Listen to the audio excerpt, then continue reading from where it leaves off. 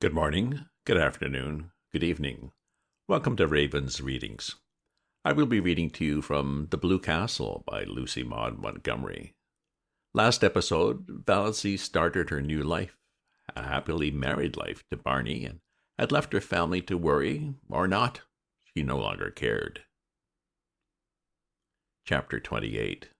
Summer passed by. The Sterling clan, with the insignificant exception of Cousin Georgiana, had tacitly agreed to follow Uncle James's example and look upon Valancy as one dead. To be sure, Valancy had a unquiet, ghostly habit of recurring resurrections when she and Barney clattered through Deerwood and out to the port in that unspeakable car. Valancy, bareheaded with stars in her eyes, Barney, bareheaded, smoking his pipe, but shaved, always shaved now, if any of them had noticed it. They even had the audacity to go into Uncle Benjamin's store to buy groceries. Twice Uncle Benjamin ignored them. Was not Valancy one of the dead? While Snaith had never existed.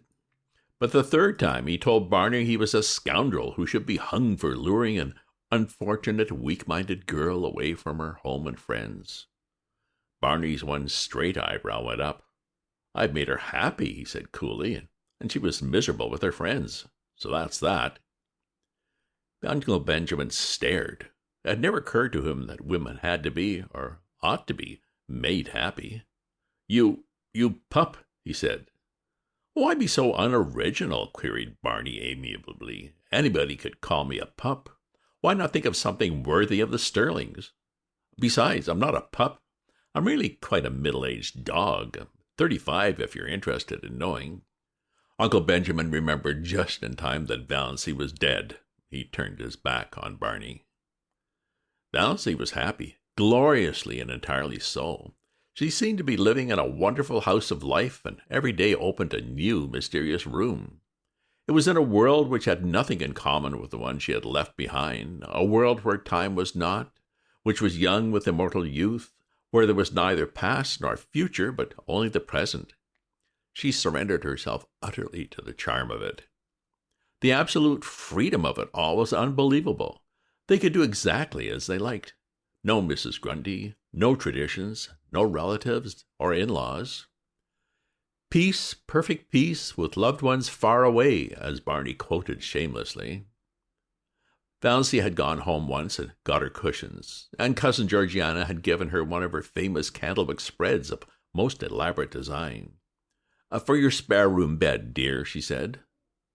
"But I haven't got a spare room," said Valancy. Cousin Georgiana looked horrified. A house without a spare room was monstrous to her. "But it's a lovely spread," said Valancy with a kiss, "and I'm so glad to have it. I'll put it on my own bed. Barney's old patchwork quilt is getting ragged."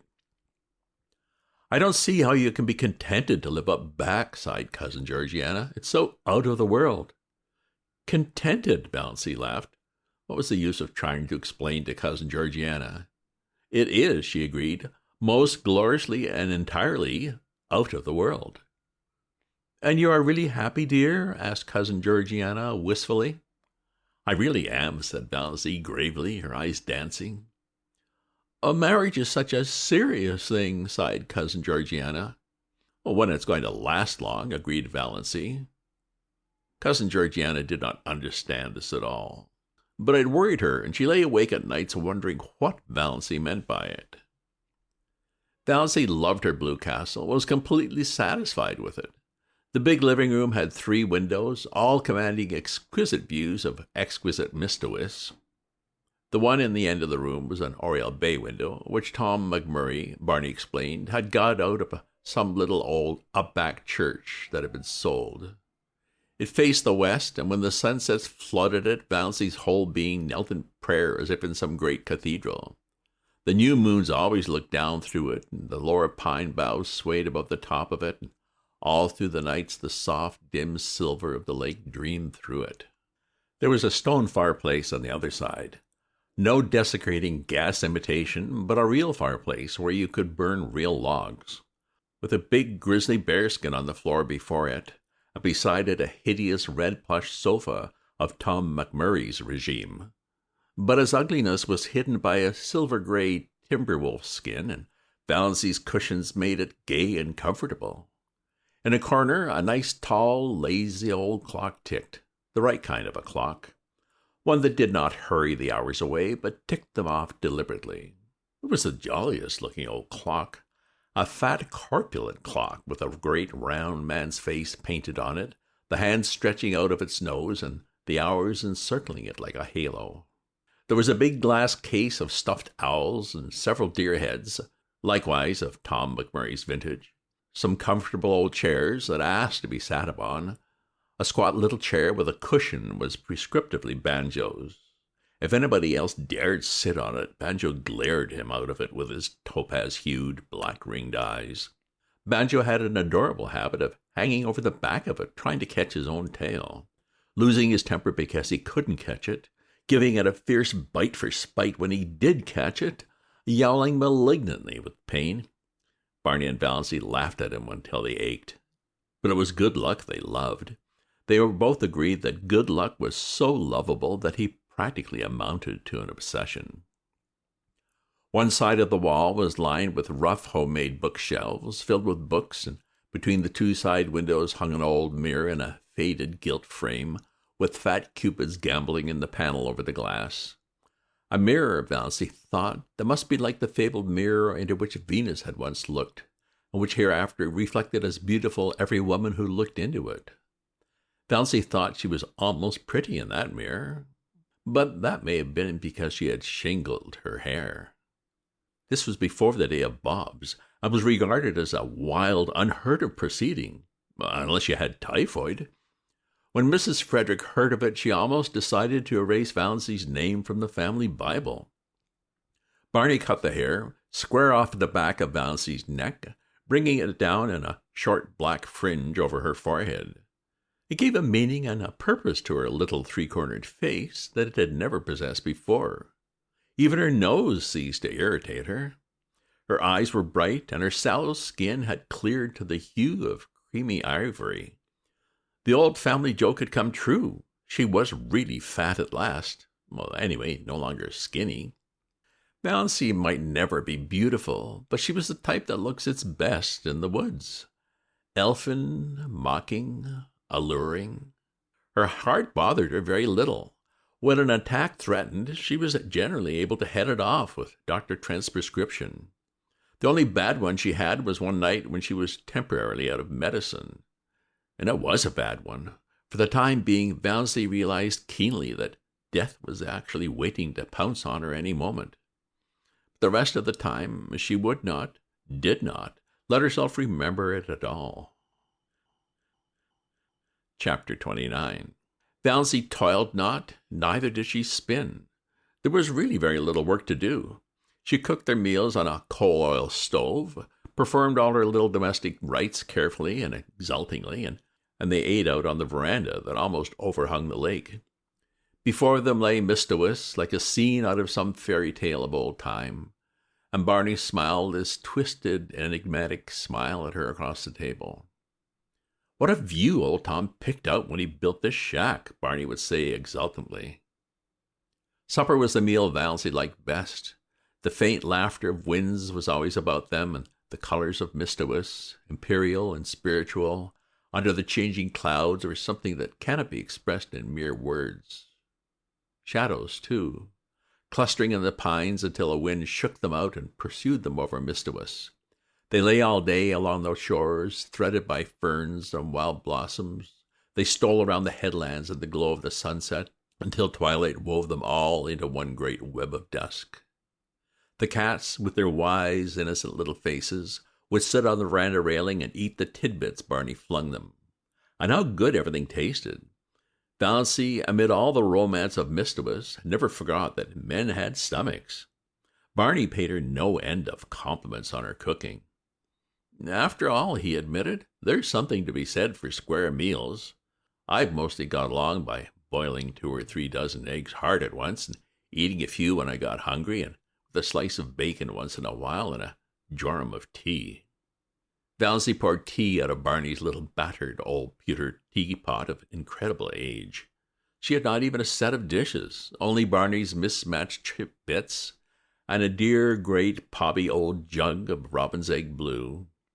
After the meal was over, they would sit there and talk for hours, or sit and say nothing in all the languages of the world, Barney pulling away at his pipe, Valancy dreaming idly and deliciously, gazing at the far-off hills beyond Mistawis, where the spires of firs came out against the sunset.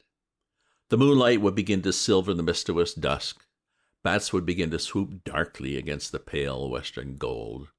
The little waterfall that came down on the high bank not far away would, by some whim of the wildwood gods, begin to look like a wonderful white woman beckoning through the spicy, fragrant evergreens. And Leander the owl would begin to chuckle diabolically on the mainland shore.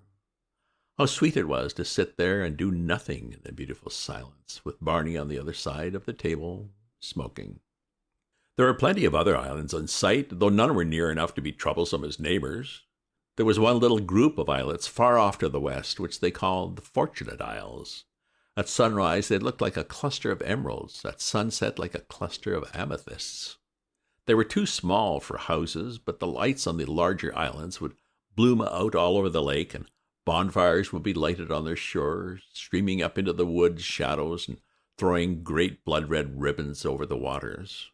Music would drift to them alluringly from boats here and there, or from the verandas on the big house of the millionaire on the biggest island. "Would you like a house like that, Moonlight?" Barney asked once, waving his hand at it. He had taken to calling her Moonlight, and Valancy loved it. "No," said Valancy, who had once dreamed of a mountain castle 10 times the size of the rich man's cottage, and now pitied the poor inhabitants of palaces. "No, it's too elegant. I would have to carry it with me everywhere I went, on my back like a snail. It would own me, possess me body and soul. I like a house I can love and cuddle and boss, just like ours here. I don't envy Hamilton Gossard, the finest summer residence in Canada. It is magnificent, but it isn't my blue castle." Away down at the far end of the lake, they got every night a glimpse of a big continental train rushing through a clearing. Valancy liked to watch its lighted windows flash by and wonder who was on it and what hopes and fears it carried. She also amused herself by picturing Barney and herself going to the dances and dinners in the houses on the islands, but she did not want to go in reality. Once they did go to a masquerade dance in the pavilion at one of the hotels up the lake and had a glorious evening, but slipped away in their canoe before unmasking time back to the Blue Castle. "It was lovely, but I don't want to go again," said Valancy. So many hours of the day Barney shut himself up in Bluebeard's chamber. Valancy never saw the inside of it. From the smells that filtered through at times, she concluded he must be conducting chemical experiments or counterfeiting money. Valancy supposed there must be smelly processes in making counterfeit money, but she did not trouble herself about it. She had no desire to peer into the locked chambers of Barney's house of life. His past and his future concerned her not. Only this rapturous present. Nothing else mattered. Once he went away and stayed away 2 days and nights. He had asked Valancy if she would be afraid to stay alone, and she had said she would not. He never told her where he had been. She was not afraid to be alone, but she was horribly lonely. The sweetest sound she had ever heard was Lady Jane's clatter through the woods when Barney returned, and then his signal whistle from the shore. She ran down to the landing rock to greet him, to nestle herself into his eager arms. They did seem eager. "Have you missed me, Moonlight?" Barney was whispering. "It seems 100 years since you went away," said Valancy. "I won't leave you again." "Oh, you must," protested Valancy, "if you want to. I'd be miserable if I thought you wanted to go and didn't, because of me. I want you to feel perfectly free." Barney laughed a little cynically. "There's no such thing as freedom on earth," he said. "Only different kinds of bondages, and comparative bondages. You think you are free now because you've escaped from a peculiarly unbearable kind of bondage. But are you? You love me. That's a bondage." Who said or wrote that the prison unto which we doom ourselves no prison is?" asked Valancy dreamily, clinging to his arm as they climbed up the rock steps. Ah, now you have it, said Barney. That's all the freedom we can hope for, the freedom to choose our prison. But moonlight, he stopped at the door of the blue castle and looked about him. At the glorious lake, the great shadowy woods, the bonfires, the twinkling lights. Moonlight, I'm glad to be home again. When I came down through the woods and saw my home lights, mine, gleaming out under the old pines, something I'd never seen before. Oh, girl, I was glad, glad. But in spite of Barney's doctrine of bondage, Valancy thought they were splendidly free. It was amazing to be able to sit up half the night and look at the moon if you wanted to be late for meals if you wanted to. She who had always been rebuked so sharply by her mother and so reproachfully by a cousin Stickles if she were 1 minute late. Dawdle over meals as long as you wanted to. Leave your crusts if you wanted to. Not come home at all for meals if you wanted to. Sit on a sun-warm rock and paddle your bare feet in the hot sand if you wanted to. Just sit and do nothing in the beautiful silence if you wanted to. In short, do any fool thing you wanted to, whenever the notion took you. If that wasn't freedom, well, what was? Well, the freedom for Valancy finally, to just enjoy life, to live for the day. I do readings twice a week from various classics. If you subscribe to my free Substack newsletter at ravensview.substack.com, you'll get notified of the next episode and can leave your comments or suggestions on my site. And perhaps also browse my flash fiction writings or musings on the world. Check out my other posts on my Substack. And remember to share this with your friends. Ta-ta for now.